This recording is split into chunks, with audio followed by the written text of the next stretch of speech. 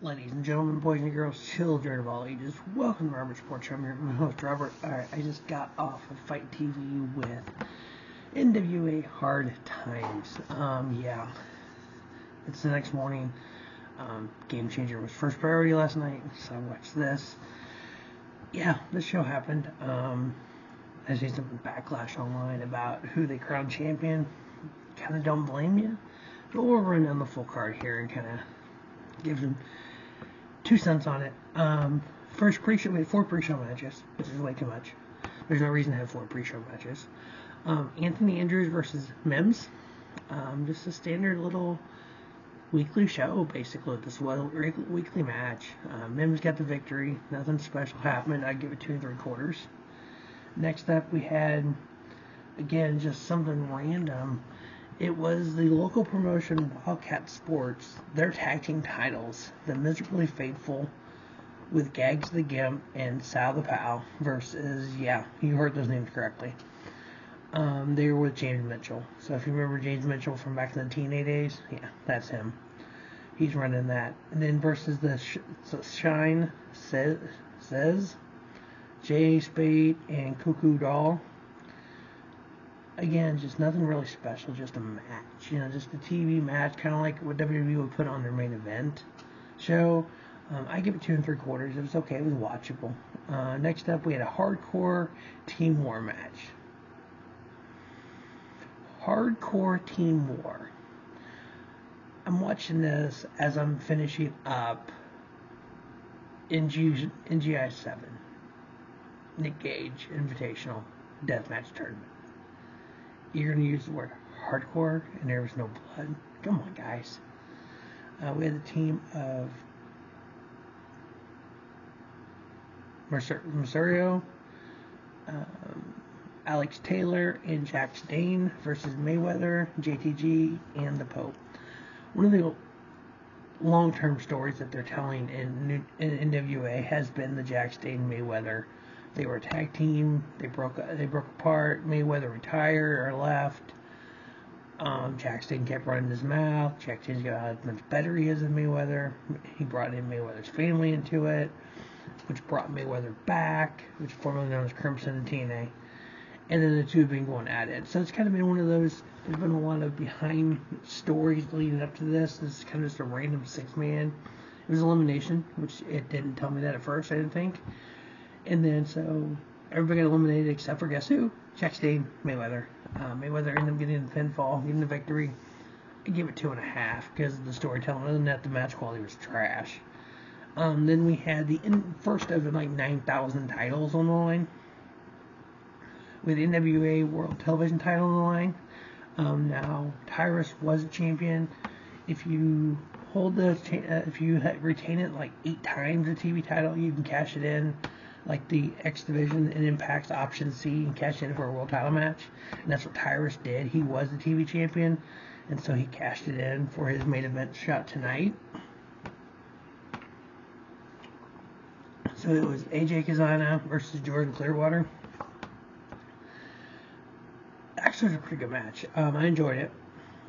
Nothing special happened. It wasn't like this spot. It was just one of those 2 guys going out there having a match. Look good. There's some story behind Jordan Clearwater.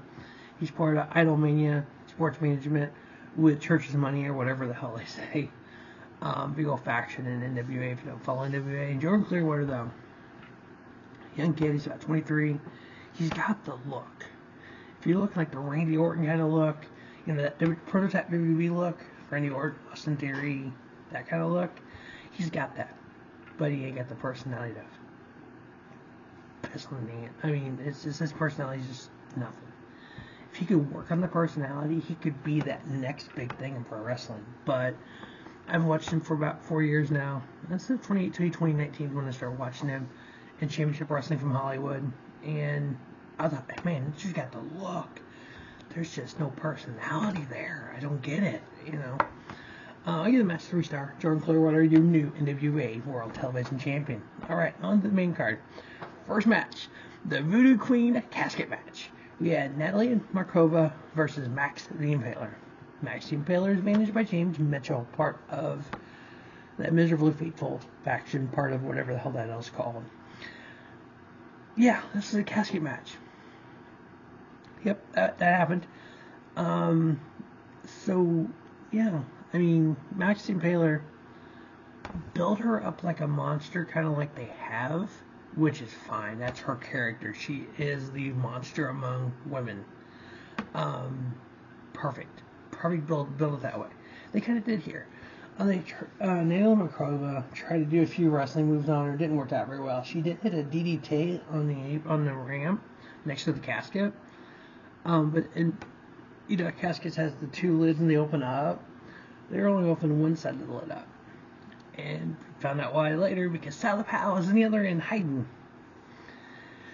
Yeah, that happened. And then, for whatever reason, Max Impaler, picture Nia Jax, but scarier. And so, she didn't need help. Jade Mitchell came out. Sal The Pal was out there. They ended up helping Max Impaler get Natalia Markova into the coffin and close the lid. In the end of our coffin match. Yep, that was a coffin match. Max Impaler gets the victory. I gave it a 2-star. It was just like, whatever, Again, nothing special about it. Now, I know when I'm watching pro wrestling, either be WWE, AEW, New Japan, NWA, GCW, whatever it is, I want to be entertained. Just entertain me. I don't need everything to be special. I don't need, storylines that have gone on for 3 years and all this. I just want entertained. Some of these matches so far weren't that entertaining. I want something to catch my eye. If I want to, because I catch myself sometimes watching wrestling and trying to work stuff on my laptop. I want to be able to not be so involved in watching what I'm watching because I'm entertained by it that I don't want to do anything else. This show at this point really didn't give me that. The GCW show did because it's a deathmatch show. I was fully expecting Alex Colon to win, but the Duke still away Murdoch won. So it's like, oh, okay. It kind of sparked me like, oh, what's going on here? But so far it's been an okay show. Next match, probably the best match of the night.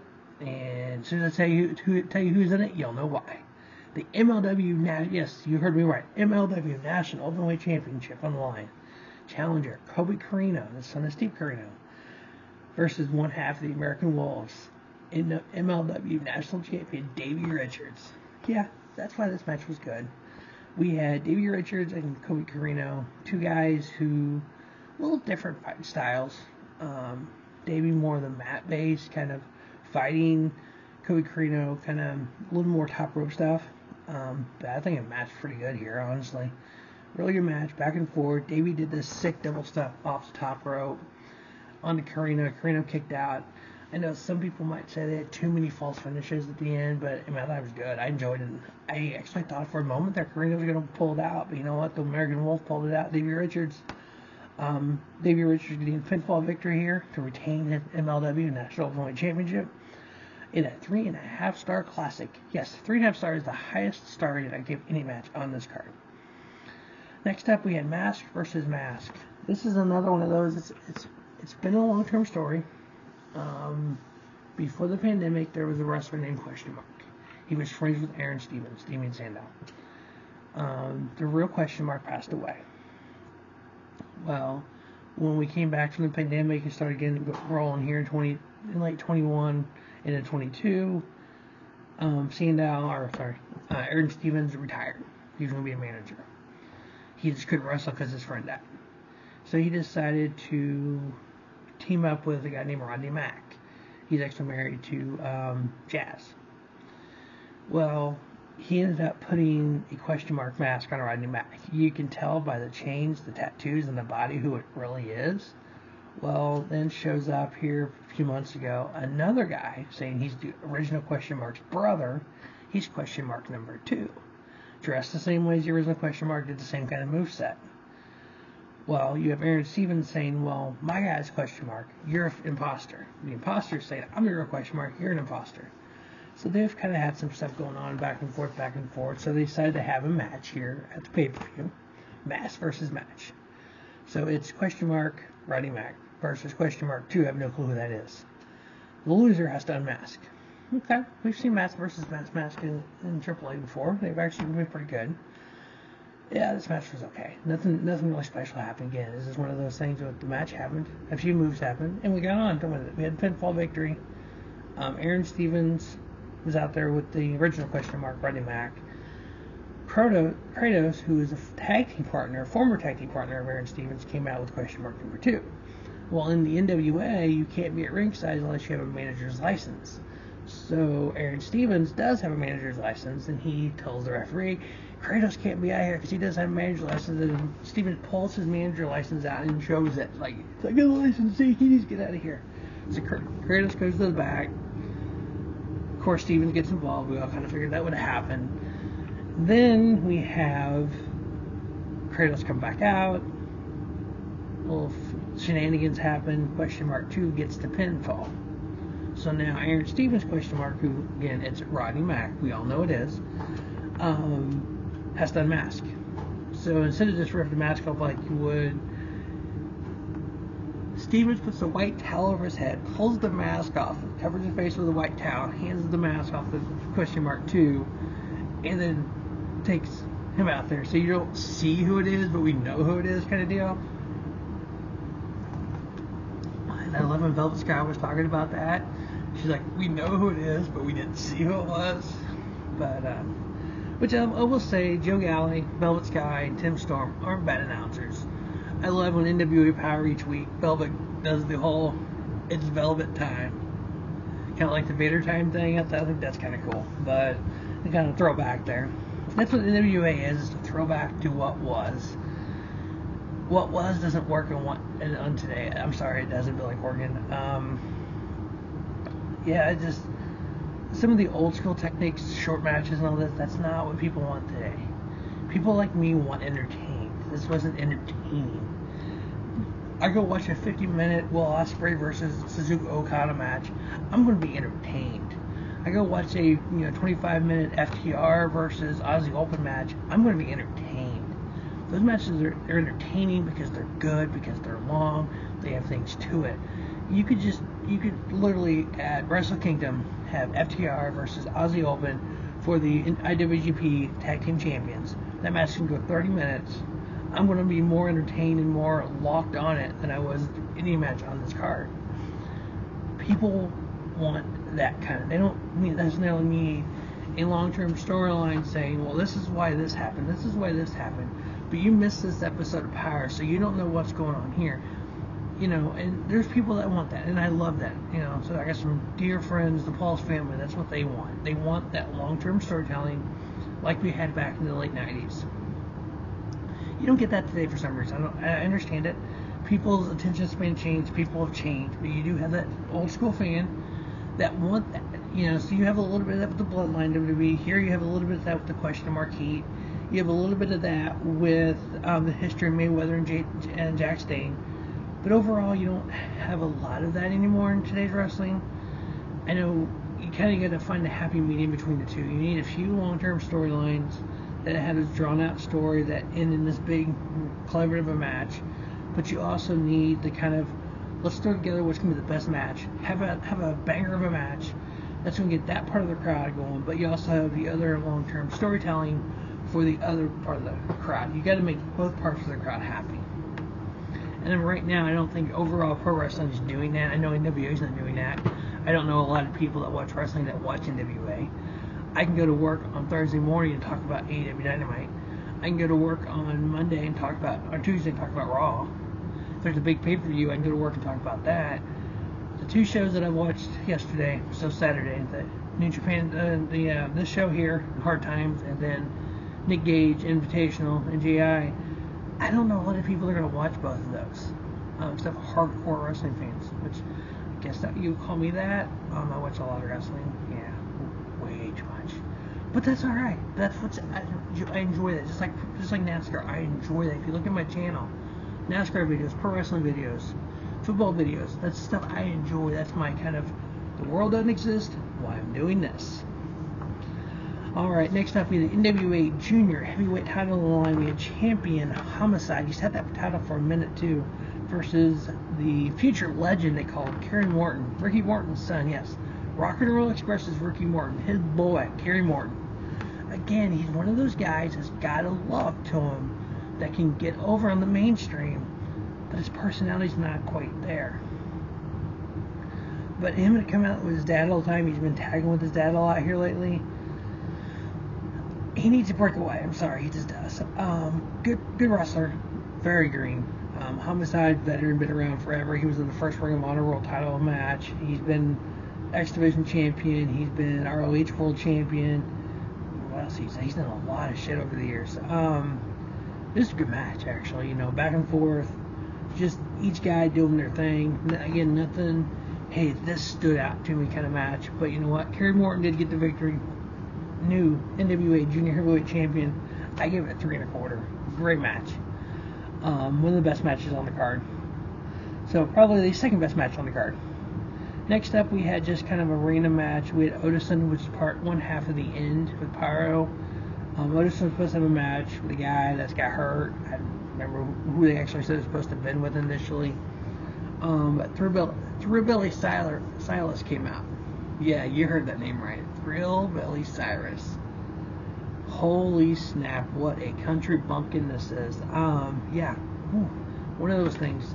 Odinson, big tough guy, just bulldozes up through people. I mean, he's not massive, but he's just strong, Not a really good match. It was okay. Thrillbilly Cyrus got the victory. I give it 2 1/2. Again, nothing special about it. Next up, we had the NWA National Championship on the line. We had Dak Draper versus champion Scion. Scion is Austin Idol's son. Austin Idol was the first ever NWA National Championship champion. I was actually had to look that up. I'd never heard Austin Idol before NWA. Yeah, he really was. Shocker there. Dak Draper was part of the Ring of Honor when they had their developmental thing,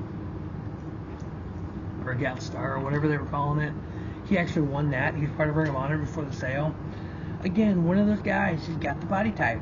And if WWE's looking for guys who are maybe a little green, who have the type that they can push into their system that they want, a Dak Draper, a Jordan Clearwater, Kerry Morton. These are kind of guys, yes, they have some wrestling experience. They've been around for a few years on the indies. Low indies, I would call it. They're not big names, so you could go in, make them your own, and probably make stars out of them. I could definitely see that. I would like to see that, because these guys have some talent. They just need the other part of that. And going to the Performance Center, I've noticed, has helped a lot of guys who've gotten WWE and gotten fired and came back and done things. It's like the Performance Center helped them. It's like it was another just training tool that got them over the hump. So they've been able to kind of star themselves on the indies. Scion getting the victory here with Dak Draper, retaining his NWA national title, 2 3/4 star. We still got 4 title matches left, y'all. Yeah, every match is almost title matches. Like, gee, Christmas. Next up, we had, again, one of those kind of been small feud, EC3 and Tom Latimer. It's just been back and forth. And EC3 is trying to get Tom Latimer to join him with create your own narrative. Tom Latimer is like, dude, get away from me. This was more of a, it didn't really start as a fight, but then it ended stupidly. Basically, they did have like a handful of moves. EC3 grabs the mic and starts just saying stuff to Tom Latimer, and Latimer's just like, dude, whatever. And finally, he started getting personal, and of course, when you get personal, you start getting your ass kicked. And EC3 got personal. Tom Latimer started kicking some ass. It ended up in no contest. I give it 1/2 star for a little bit that we had. Okay, next up, we had the... yeah, this is a long... How many matches are on this card?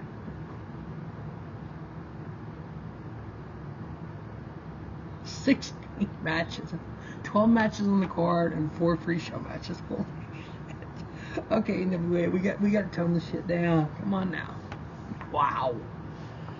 Alright, NWA Women's Tag Team titles on the line. Champions Pretty Empowered versus Maddie and Missa Kate.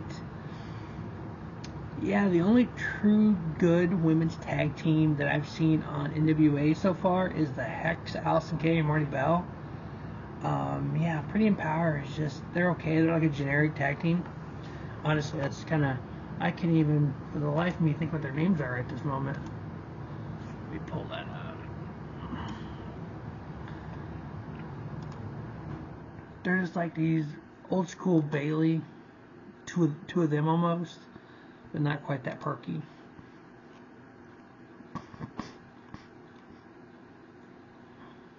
Did I forget a match already? I guess I did forget a match too. I'll go back to that one. Alright, so Pretty Empower, which is Ella Envy and Kinsey Page. They defeated Maddie and Missy Kate in 8 minutes and 13 seconds. Again, not a lot there. It was an okay match. So Pretty Empower retaining their NWA Women's Tag Team titles. I give it 2.5 stars. The match I forgot was the NWA US Tag Team Champions. Yeah, there's two NWA champions. There's the World Heavyweight Champion and there's the Tag Team Champion.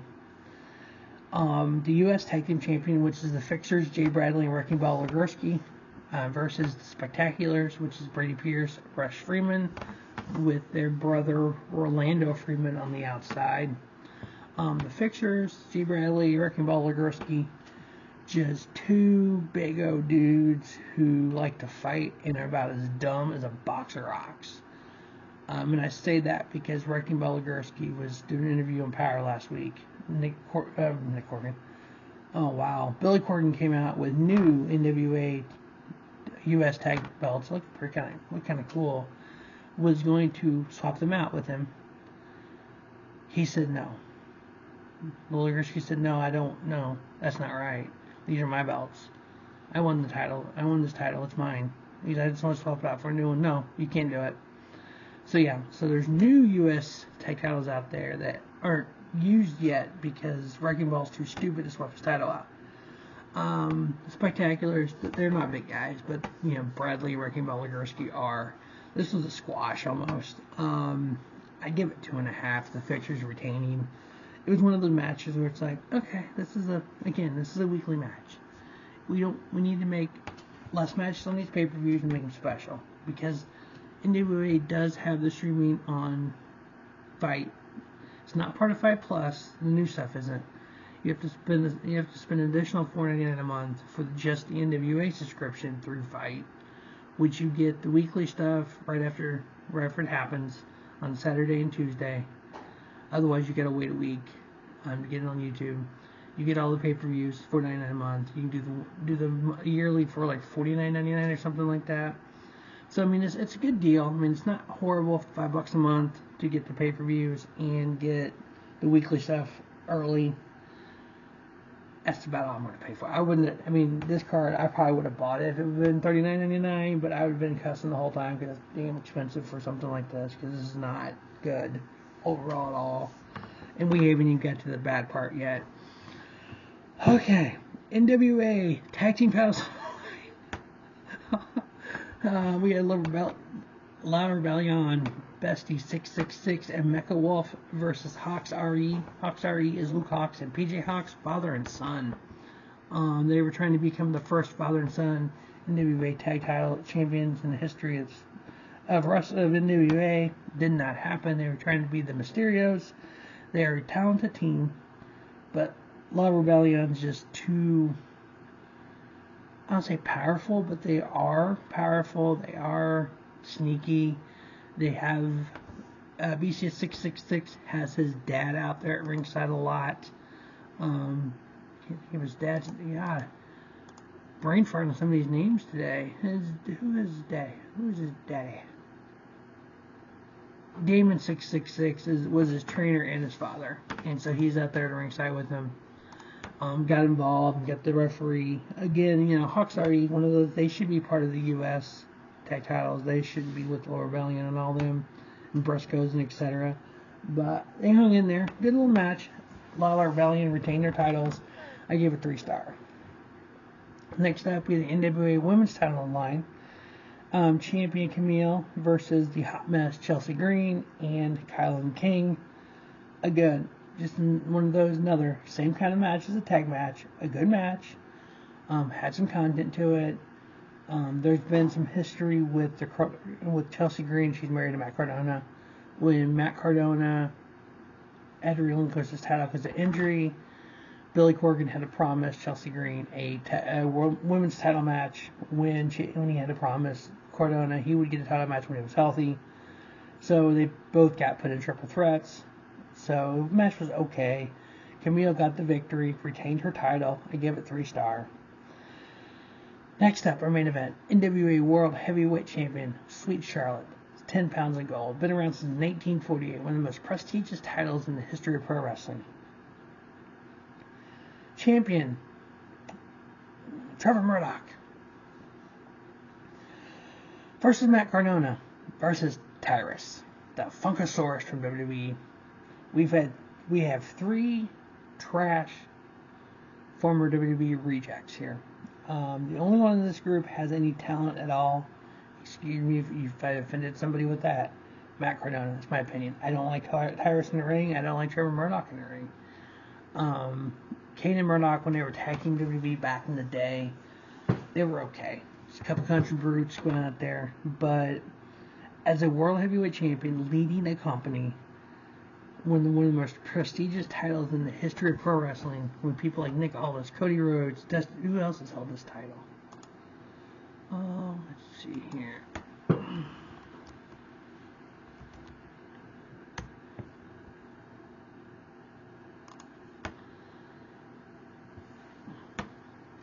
I mean, this title dates back to 1948. Orville Brown, Luthez. Let's see, Luthez had a bunch. Bruno Sammartino held this title. Buddy Rogers held this title. Dory Funk Jr., Harley Race, Dusty Rhodes,